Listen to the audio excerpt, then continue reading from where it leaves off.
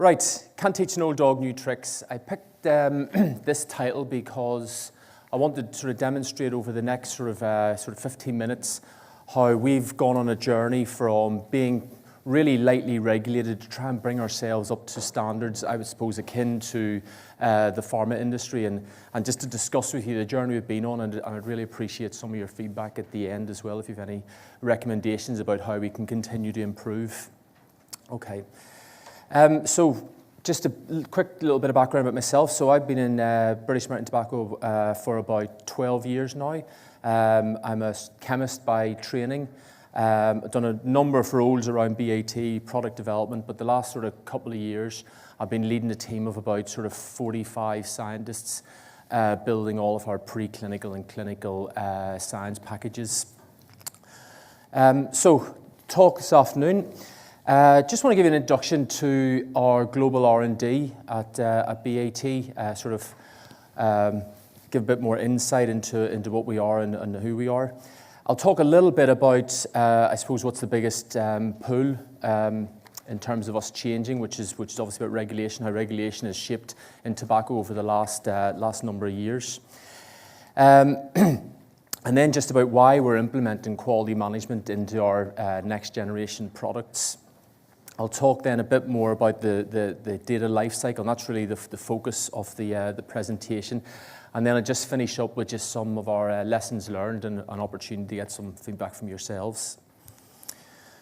So R&D, it's based in Southampton on the south coast of the UK, founded in 1956 after the eminent publication by Dahl and Hill, which linked the incidence of lung cancer increasing to smoking incidents.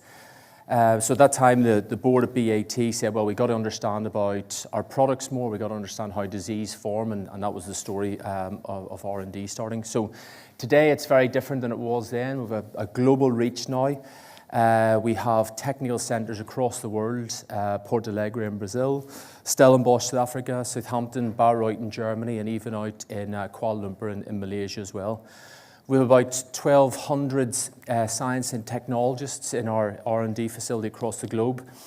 And what we've seen, especially recently, is that the number of scientific disciplines that we have within R&D has expanded dramatically. So we have everything from engineers to microelectronics through to omics specialists through to clinicians. Just to give you some hard numbers, I mean, we're spending about £500 million since about 2013. And some of the metrics that we use, we've had about 5,000 patents filed in the last number of years, with about 2,500 of those granted.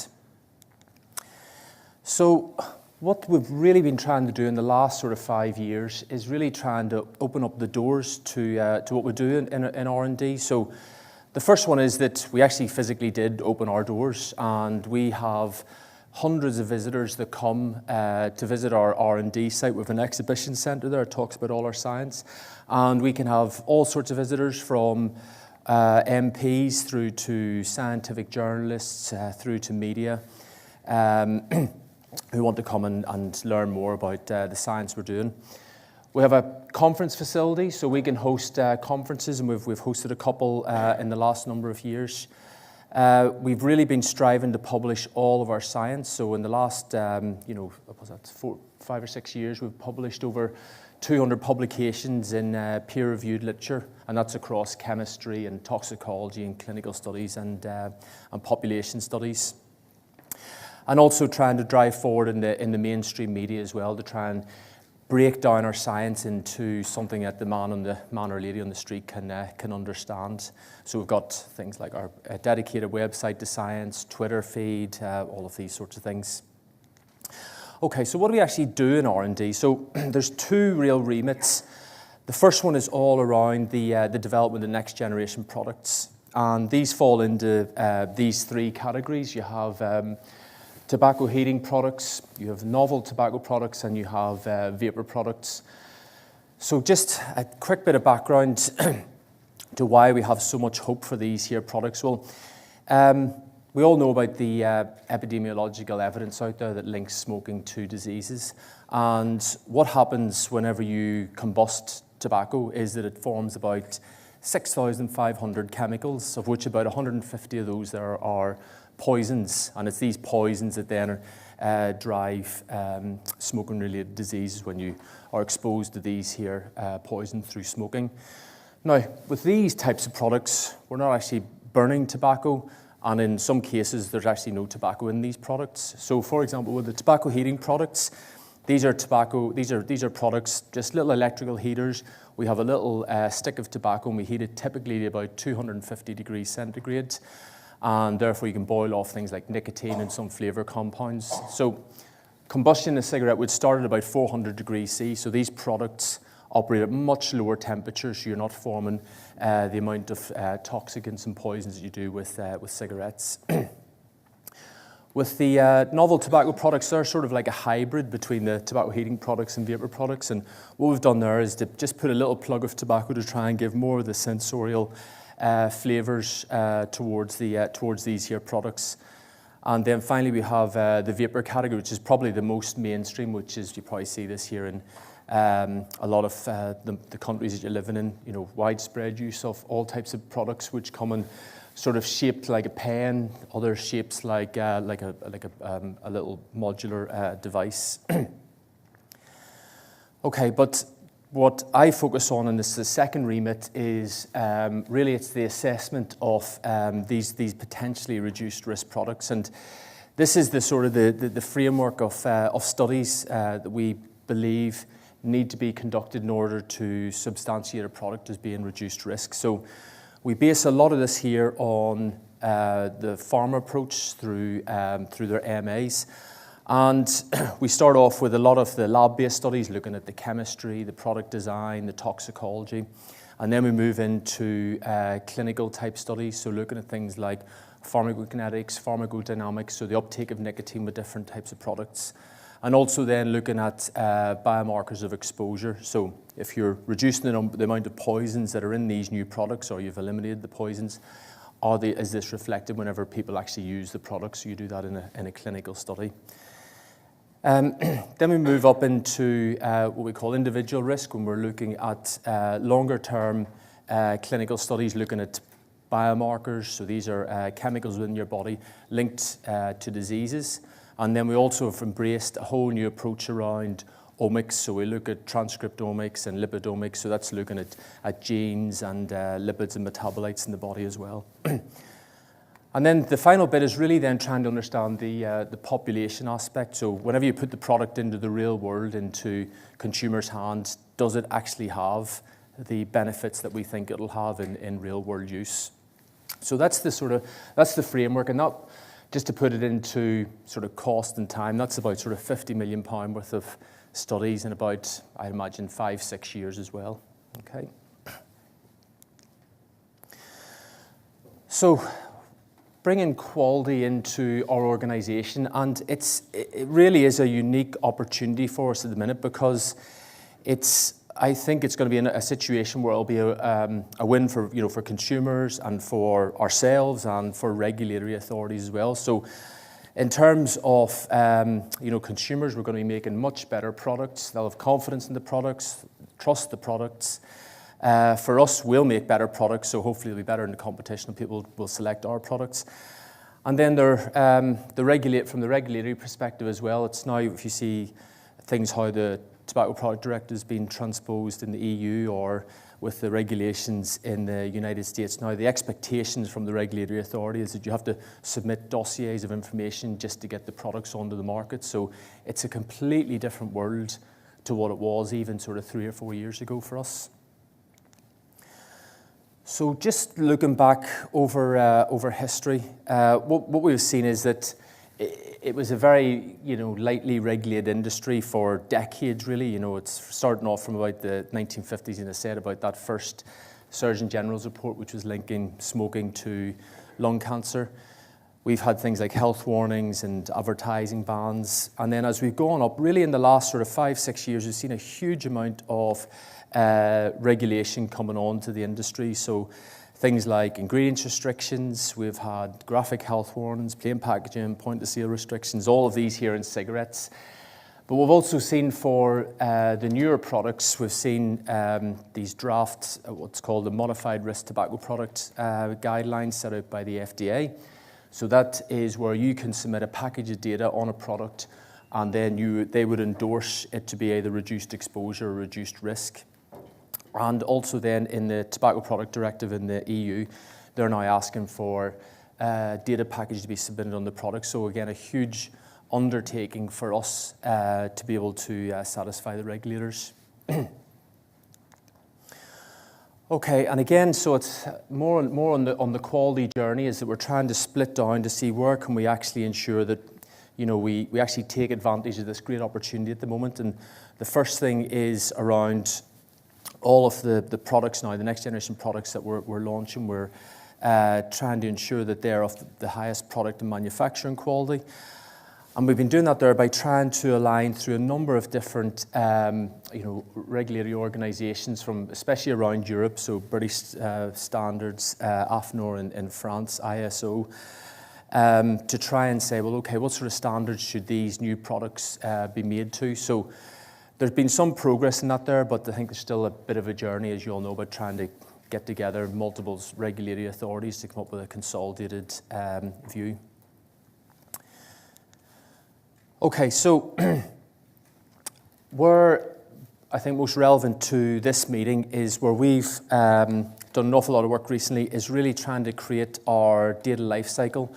And it's broken down into multiple sections. So it's a bit on the systems, bit on the processes, bit on the people. So we have now implemented a new version of study plans. So how we conduct all of our studies, to what standard are we conducting our studies. All of the reporting and the data approvals around those their studies. Trying to implement data standards, and that's something that's a real challenge for us. We do preclinical, clinical, population type studies, and it seems that clinical studies have a decent standard through sort of CDISC and GCP, but there's less on some of the preclinical studies and the population studies. So that's an area where we really want to try and improve on.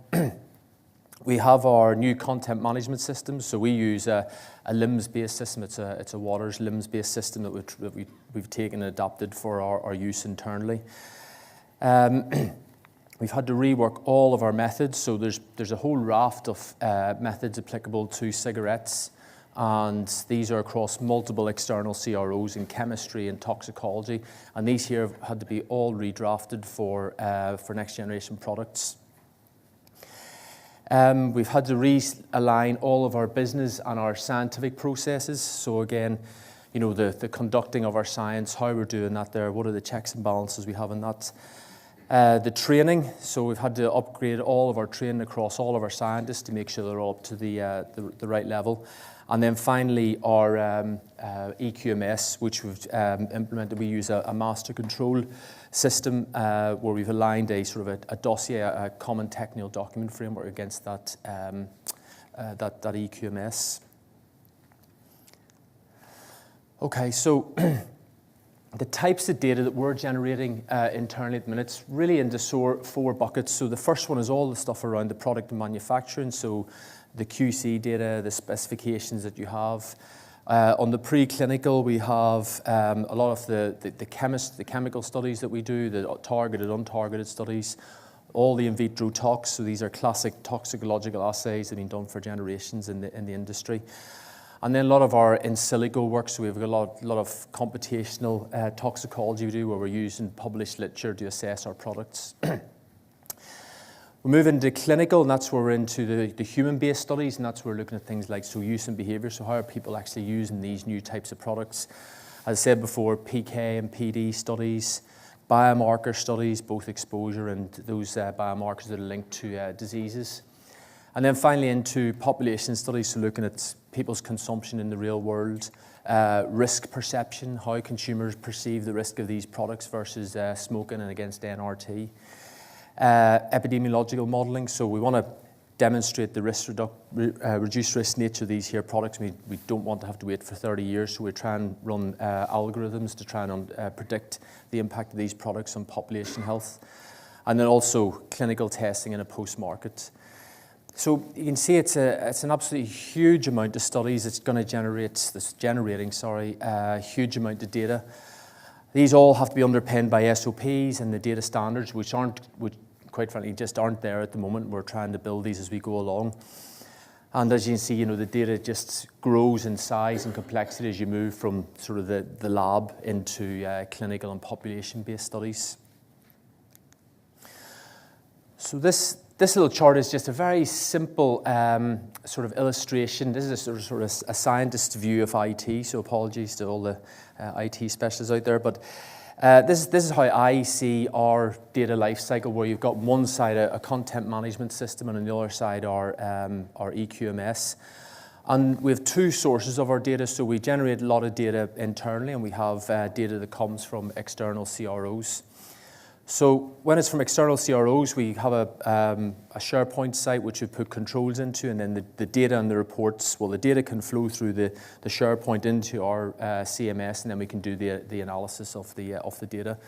Likewise, we can pour the reports, again through the SharePoint system, into EQMS, and then put them into these dossier structures so they flow and set the dossiers up as we go.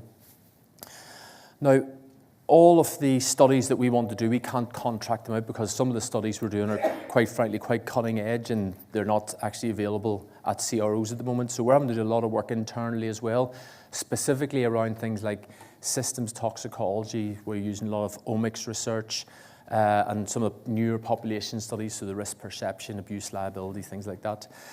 And that's where we've had to hardwire all of our lab-based instruments, and through an ELN, we can bring all of the data in, again, into our content management system to get it analysed, and then we can also write our reports in our ELN and put it into our EQMS. We're at early days with our ELN. We're currently quite heavily paper-based still, but our aspiration is sort of by the middle of the year, we want all of our studies to be conducted via our ELN. I think we'll reap huge benefits from that there. Okay, so some of the lessons learned. It was actually very encouraging here in a lot of the discussion earlier on, because I think a lot of the pain that's been suffered before, we're suffering it now. So I think there's a lot of lessons that we can take from your experiences. So I think the first one for me is that it's just such a huge step up for an organisation in terms of the investment required in IT and QA. Because we do so much work externally, you need to have the CRO mirroring your systems and process. So that's another thing that we didn't appreciate the difficulty it was going to take. We talked a little bit earlier on the panel session, but the scientists and QA professionals and IT professionals do speak extremely different languages, and we've learned an awful lot there. So we have about business requirements and how we try and work much better, much smarter together. I think the agreement on the systems requirements, I think there was a lot of discussion during the day on that there, where a scientist in his or her mind can have a picture of what they want, but actually it's meaningless from an IT professional's perspective, and it's trying to get that there consolidated view of what we actually need. The other thing is, you can go outside, you can buy these LIMS systems, you can buy QMSs, but it's actually the hard work is actually the implementation of them and attaching them to your business processes. That's where I think that the time and effort really comes in. And then I think we talked about earlier on is that whenever you conduct work through the science data life cycle, it does take much longer. It's initially much harder work, and people are having to get over a hurdle to do things that they hadn't done before. But the output is that it's actually a much higher quality data. And we just had an audit from the Human Tissue Authority, so that's a body from the DOH in the UK that came down and audited us on about a week ago. And whenever we have this here, now we have this here in place, it just makes those sorts of audits so much more easy, so it does. So I'm really committed to this after that experience.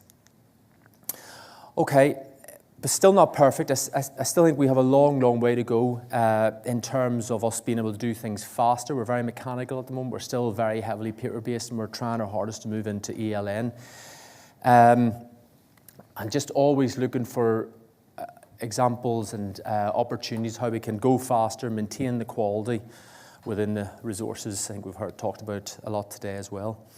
Some of the things that we've found very, very difficult so far is the automation of data checking. This, we're doing studies where we're generating tens of thousands of rows of data, and we're manually checking them at the minute, and that is really draining our resources.